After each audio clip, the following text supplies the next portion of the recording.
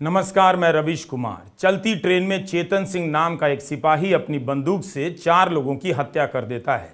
Rail मंत्री इस घटना की निंदा में एक ट्वीट तक नहीं करते हैं। आज का वीडियो रिकॉर्ड करते समय तक रेल मंत्री का कोई ट्वीट नहीं मिला, कोई संदेश नहीं कि रेलवे में ऐसी हरकतें बर्दाश्त नहीं की जाएंगी। जबकि इस घटना में रेलवे सुरक्षा बल के सहायक दारोगा टीकाराम मीणा की भी हत्या हुई है। रेल मंत्री की इस चुप्पी को आप चाहे जैसे पढ़ते रहें, लेकिन चुनाव हो या ना हो, अब ऐसी घटनाएं कहीं ना कहीं से आती रहेंगी। इन्हें रिपोर्ट करना भी किसी मानसिक बीमारी और तनाव के करीब पहुंचने से कम नहीं है। 1 अगस्त के ही अखबारों में ऐसी कई घटनाएं छपी हैं। हरियाणा के गुरुग्राम, फरीदाबाद में तनाव की खबरें छप रही हैं। यहां से आने वाली खबरें दिलो दिमाग में तनाव भर देती हैं। पिछले 10 साल में इस मेवात में तनाव पैदा करने की कितनी कोशिशें हुई और किसने की, ईमानदारी से देखेंगे तो पता चल जाएगा। कभी महापंचायत तो कभी वीडियो बनाकर खुलेआम धमकी।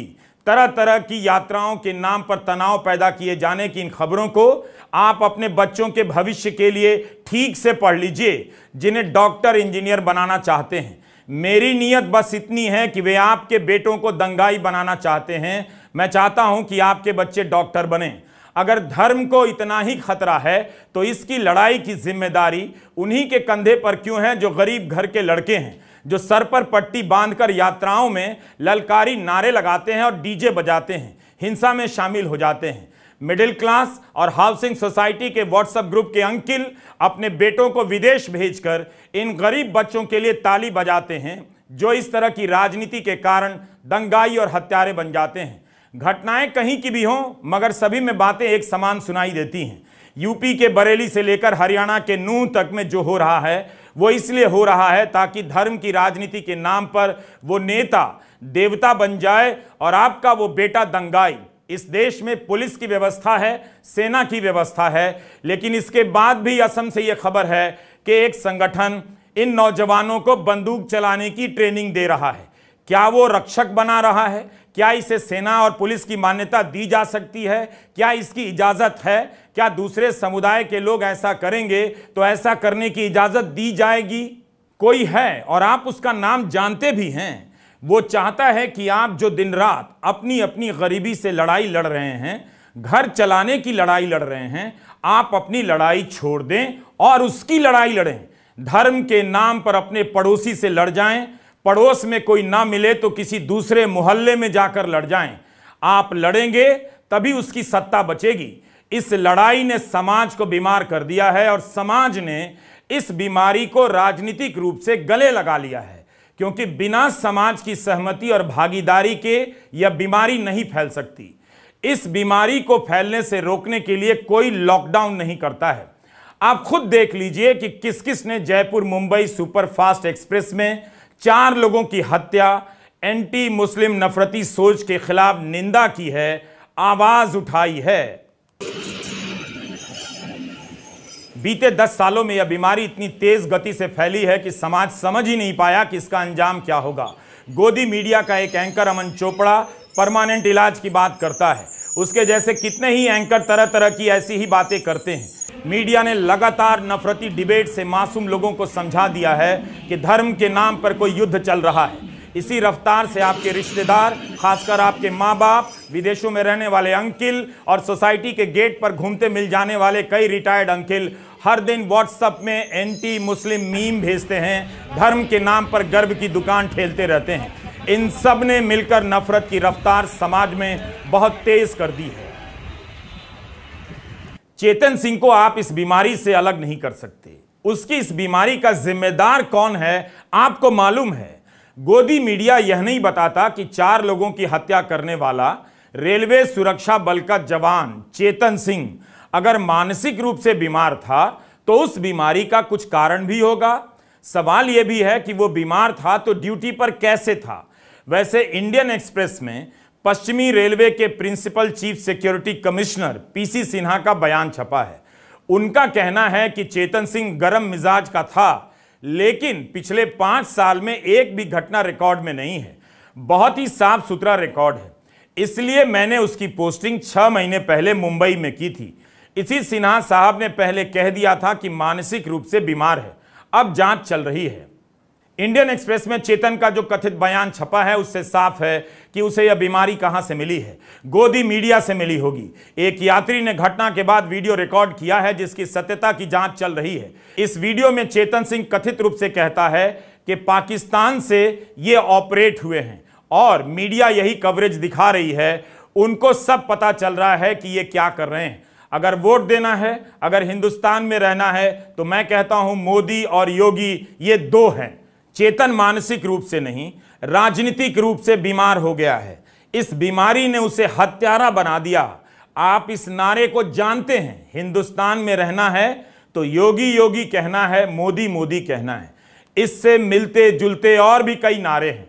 इन नारों के सहारे एक समुदाय के लिए भारत में रहने की शर्तें थोपी जा रही हैं। इन्हें सुनने वालों को, कुछ गरीब घर के लड़कों को लगता है कि उन शर्तों को लागू करना उनका काम है ताकि मिडिल क्लास के बच्चे, हाउसिंग सोसाइटी के बच्चे आईटी सेक्टर में जाकर माल कमाते रहें। नागरिकता आंदोलन के समय आपने देखा तो था, मंत्री नारे लगवा रहे थे कि देश के गद्दारों को गोली मारो।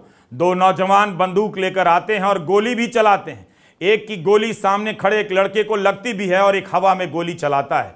उस समय भी यह बात सामने आई थी कि नौजवानों ने किस तरह के नारे लगाए थे और नारे किन किन चीजों से बनते हैं। धर्म की राजनीति ने इन दोनों को जो बना दिया आप जानते हैं। शाहीन बाग में गोली चलाने वाले कपिल गुर्जर ने कहा था, हिंदू राष्ट्र जिंदाबाद, हमारा देश हिंदू राष्ट्र है, हमारे देश में और किसी की नहीं चलेगी, सिर्फ हिंदू की चलेगी। यही वो लाइन है जिसे चेतन सिंह ने किसी और तरीके से दोहरा दी। चूंकि ये मिडिल क्लास और हाउसिंग सोसाइटी के व्हाट्सएप ग्रुप के अंकिलों के बच्चे नहीं हैं, परंतु चेतन सिंह जैसे नौजवान उन अंकिलों की राजनीति के काम आते हैं, इसलिए ये लोग भी चुप हो जाते हैं। ये तब भी चुप रहते हैं जब मणिपुर की 2 महिलाओं को नंगा घुमाने का वीडियो आता है। इन्हें पता है कि चेतन सिंह को हत्यारा बनाने के पीछे जो सोच है उसके प्रसार में एक हद तक ऐसे लोग भी शामिल हैं। ऐसे लोग उस गोदी मीडिया के खिलाफ भी नहीं बोलते जो दिन रात एंटी मुस्लिम नफरत फैलाता रहता है, जिसकी बात रेलवे सुरक्षा बल का जवान चेतन सिंह भी करने लगा। 31 जुलाई को टीवी 18 चैनल का एक एंकर अमन चोपड़ा हरियाणा के नूह में हुए सांप्रदायिक तनाव को लेकर जिस तरह से ट्वीट करता है, जैसी भाषा का इस्तेमाल करता है, हम तो उसे यहां दोहरा भी नहीं सकते। अमन चोपड़ा नाम के इस एंकर की भाषा आप ठीक से सुनिए। हाउसिंग सोसाइटी के कई अंकिलों की भाषा से मिलती जुलती सुनाई देगी। इससे नाराज होकर वरिष्ठ पत्रकार राहुल देव ट्वीट करते हैं और लिखते हैं कि मेवात नूह की सामुदायिक घटना पर इस चैनल के शीर्षक पढ़िए और महान एंकर की बातें सुनिए, फिर चैनल से पूछिए क्या है उनका परमानेंट इलाज। गूगल कीजिए किसने कहा था फाइनल सॉल्यूशन और किया था 60 लाख यहूदियों का संहार। कल सिपाही द्वारा 4 लोगों की रेलगाड़ी में हत्या को भी याद रखिए। इस चैनल और एंकर पर प्रतिबंध क्यों नहीं लगना चाहिए। परमानेंट इलाज जैसी भाषा के बारे में राहुल देव ने बता दिया कि कहां से आ रही है। लेकिन सोचिए, अमन चोपड़ा देश के सबसे सफल और ताकतवर उद्योगपति मुकेश अंबानी के चैनल में काम करता है। यह अपने आप में रहस्य है कि उनके जैसा उद्योगपति इस तरह के एंकर को कैसे रखता है। राहुल देव ने जब चेतावनी दी तो अमन चोपड़ा ने और साफ किया कि परमानेंट इलाज से उसका इरादा वही है जिसकी बात राहुल देव कर रहे हैं। यह वो इरादा है जिसे दुनिया में किसी भी चैनल पर प्रसारित करने की इजाजत नहीं दी जा सकती। कई जगहों पर तो कानूनन रोक है, मगर अमन चोपड़ा राहुल देव पर पलटवार करता है और ट्वीट में लिखता है, राहुल सर प्रणाम, आज उन्हीं 90 लाख यहूदियों का देश इजराइल दुश्मनों के घर में घुसकर उनका परमानेंट इलाज करता है, जिससे भी कुछ बारूदी बुद्धिजीवियों को पीड़ा पहुंचती है। पत्थरबाजों के परमानेंट इलाज के विचार से आपको कष्ट का कारण क्या है? समाज का हर वर्ग पत्थरबाजी वाली इस नई महामारी का फाइनल सॉल्यूशन चाहता है। एक डीएसपी के सिर में गंभीर चोट, इंस्पेक्टर के पेट में गोली, एक जवान की मौत और दर्जन भर जख्मी हैं। पत्थरबाजों को कवर फायर देने की आपकी मजबूरी समझ नहीं आई। यह एंकर अपने सीनियर और एक तरह से मेंटोर से भी ट्रोल की भाषा में बातें कर रहा है। अंत में राहुल देव थक गए और इतना ही लिखा कि तुम और तुम्हारे वैचारिक साथी पत्रकार मेरे लिए पत्रकारिता का कलंक हो। अमन, परमानेंट कुछ नहीं होता, न मनुष्य की स्थितियां, एक ही तत्व चिरस्थायी है पर वह घृणा से परे है। आज की तारीख में गोदी मीडिया नफरत पैदा करने की ऑफिशियल फैक्ट्री बन चुका है। चैनलों पर नजर रखने वाली संस्था NBSA ने इस अमन चोपड़ा को पहले भी फाइन किया है। इसी 27 फरवरी 2023 को NBDSA ने न्यूज़ 18 चैनल पर प्रसारित होने वाले एंकर अमन चोपड़ा के प्रोग्राम पर 25,000 और 50,000 का जुर्माना लगाया था। अपने फैसले में NBDSA ने कहा था कि चोपड़ा ने एक तरफा होने की सीमा पार कर दी, सांप्रदायिक विभाजन फैलाने के लिए बयान दिए, गुजरात की एक घटना को लेकर पूरे मुस्लिम समुदाय को निशाना बनाने लगा। जिस तरह से डिबेट किया गया वो निंदनीय था। यह लिखा था कि NBDSA ने अपने फैसले में और कहा कि चैनल अपनी वेबसाइट के साथ साथ अपने YouTube चैनल से दोनों कार्यक्रम के वीडियो हटा दे। न्यूज़ 18 मुकेश अंबानी के समूह का चैनल है। मुकेश अंबानी के बच्चे बिजनेस में कितना अच्छा कर रहे हैं, लेकिन उनके चैनल पर अमन चोपड़ा आपके बच्चों में जहर भर रहा है। सुप्रीम कोर्ट ने इसी जनवरी में ऐसे एंकरों के बारे में साफ कहा कि ऐसे नफरती एंकरों को ऑफ एयर क्यों नहीं किया जाता है, यानी क्यों नहीं हटाया जाता है। स्टैनफोर्ड यूनिवर्सिटी दुनिया की नामी यूनिवर्सिटी है। अमन चोपड़ा को नहीं पता होगा, लेकिन रिलायंस धीरूभाई अंबानी चेयर के प्रोफेसर का नाम थॉमस ब्लूम हैंसन है। ये हिंदू राष्ट्रवाद के विद्वान माने जाते हैं। इन्होंने अपने काम में इसके खतरों को रेखांकित किया है, काफी आलोचना भी की है। उन्होंने भारत में बहुत काम किया है। इनकी 2 किताबों के नाम हैं the saffron wave, democracy and Hindu nationalism in modern India, और दूसरी किताब का नाम है wages of violence, naming and identity of post colonial Bombay. यह मत समझिएगा कि इस चेयर के प्रोफेसर की नियुक्ति अंबानी समूह ने की है। जरूर फंड दिया होगा इस सेंटर को, तभी इसका नाम रिलायंस धीरूभाई अंबानी चेयर है। Aman Chopra professor Thomas Bloom Hansen का काम ही पढ़ लेंगे तो खुद ही अंबानी के चैनल से इस्तीफा देकर निकल जाएंगे। लेकिन मुकेश अंबानी को कहना चाहिए कि क्या वे इस एंकर की भाषा को मंजूर करते हैं। उनका एक जवाब हो सकता है कि वे पत्रकारों के काम में हस्तक्षेप नहीं करते हैं, मगर यह पत्रकार के काम में हस्तक्षेप नहीं होगा जब एंकर उनके चैनल से किसी समुदाय को ललकारने लगे, नरसंहार की बात करने लगे, हिंसा का आह्वान करने लगे, तो उन्हें खुद ही अपना चैनल बंद कर देना चाहिए। जब उनके चैनल का एंकर अपने ट्वीट में नरसंहार को सही ठहराने लगे, तब बिल्कुल ही हस्तक्षेप करना चाहिए। क्या अंबानी जैसे ताकतवर उद्योगपति अमन चोपड़ा के सामने इतने लाचार हैं कि वह अपनी गलतियों में सुधार भी नहीं कर रहा है, बार बार दोहराता जा रहा है। अंबानी के चैनल के एक और एंकर ने सूफी संत ख्वाजा मोइनुद्दीन चिश्ती के बारे में कथित रूप से अपमानजनक टिप्पणी कर दी। इनके खिलाफ कई जगहों पर FIR हुई। सुप्रीम कोर्ट ने इन FIR को खारिज करने से मना कर दिया। एंकर ने तब कहा था कि उसकी जुबान फिसल गई थी और वो खेद व्यक्त करता है। इन एंकरों के कार्यक्रमों के टाइटल देखिए, शीर्षक देखिए, डिबेट के दौरान स्क्रीन पर जो लिखा आता है उसे पढ़िए। दुनिया को जब पता चलेगा कि मुकेश अंबानी के चैनल का एंकर अपने प्रोग्राम में हेट स्पीच का इस्तेमाल करता है, सही ठहराता है, यहूदियों के नरसंहार के लिए इस्तेमाल फाइनल सॉल्यूशन की तरह परमानेंट इलाज लिखता है, अपने ट्वीट में यहूदियों के नरसंहार को सही ठहराता है, तो उन्हें काफी शर्मिंदगी का सामना करना पड़ सकता है।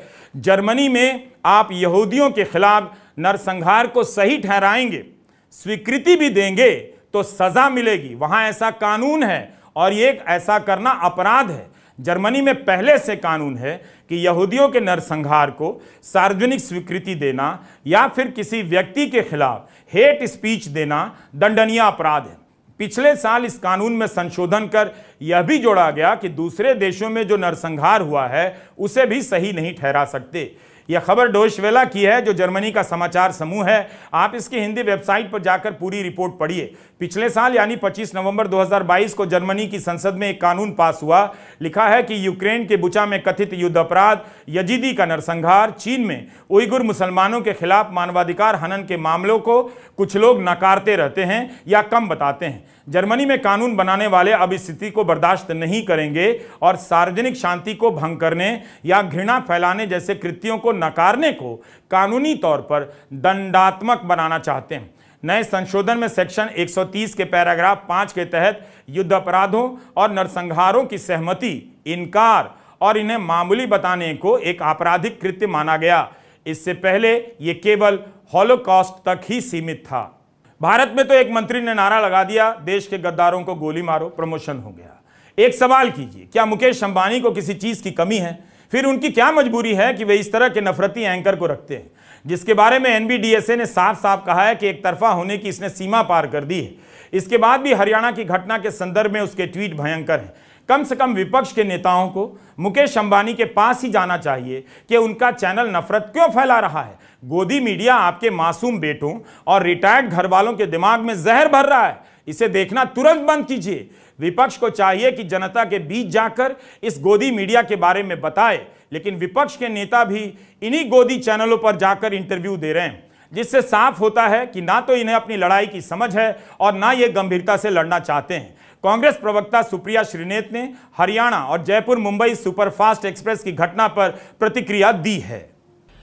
एक वाकई में दिल दहलाने वाली घटना सुबह सामने आई और उसने ये सोचने को मजबूर किया कि ये जो नफरत रोज आपके घरों में परोसी जाती है, टीवी चैनल के माध्यम से, आपके ड्राइंग रूम में, आपके बेडरूम्स में, जहां देखो, व्हाट्सएप के माध्यम से, सोशल मीडिया के माध्यम से, ये नफरत वाकई में इस देश के लोगों को हैवान और राक्षस बना रही है। कहां ले आई है ये नफरत इस देश को? योगी और मोदी की ये नफरत ने इस देश के लोगों को दरिंदा और हैवान बना के रख दिया है। ये क्या हो गया है इस देश में? और कब सोचेंगे हम कि नफरत के चलते हम इस देश में ज़ॉम्बीज बना रहे हैं, हम इस देश में चलते फिरते हैवान बना रहे हैं। आज चेतन सिंह था, कल कोई और होगा। इस पर विचार कब होगा? क्या नफरत से भरा यह देश कभी आगे बढ़ पाएगा? क्या इस कदर नफरत घोलने के बाद इस देश का अस्तित्व बचेगा? आज सवाल सबके सामने यह है। राहुल गांधी ने भारत जोड़ो यात्रा के दौरान कई बार चेतावनी दी कि टीवी नफरत फैला रहा है, मगर उन्हीं टीवी चैनलों पर उनकी पार्टी के प्रवक्ता नजर आते हैं। विपक्ष के कई नेता आतुर रहते हैं कि कब बुलावा आ जाए, उन चैनलों पर इंटरव्यू हो जाए। इस तरह से राजनीतिक दल नफरती कारोबारियों के साथ सहज रिश्ता बनाने लग जाते हैं। इन नेताओं को किसान आंदोलन से सीखना चाहिए, जिसने 1 साल आंदोलन किया और खुलेआम बोर्ड पर लिखकर टांग दिया कि गोदी मीडिया बाहर जाए, हमें यह मीडिया नहीं चाहिए। राहुल गांधी ने आज भी ट्वीट किया है कि भाजपा, मीडिया और उनके साथ खड़ी ताकतों ने पूरे देश में नफरत का केरोसिन फैला दिया है। सिर्फ मोहब्बत ही देश में लगी इस आग को बुझा सकती है। नूंह गुरुग्राम से सटा इलाका है। 4 लोगों की मौत हुई है, 3 सिपाही गंभीर हालत में हैं। शांति के लिए अपील ही कर सकता हूं, परंतु जो मणिपुर के लिए अपील नहीं कर सके, वो गुरुग्राम के लिए क्या ही करेंगे। आपका घर है, आपके बच्चे हैं, आप अपने घर में ही अपील कर लीजिए कि नफरत की बातें बंद होंगी। नफरत फैलाने वाले रिश्तेदार और मां बाप से सवाल करने का टाइम आ गया है। इस बीच प्रधानमंत्री फिर से व्यस्त हैं। आज वे पुणे में तिलक जयंती पर पत्रकारिता का महत्व समझा रहे हैं और उनके दौर में गोदी मीडिया पत्रकारिता के नाम पर नफरत फैला रहा है। उनकी सरकार में एक सूचना प्रसारण मंत्री भी हैं। लगता है उन्हें इस बात की सूचना तक नहीं।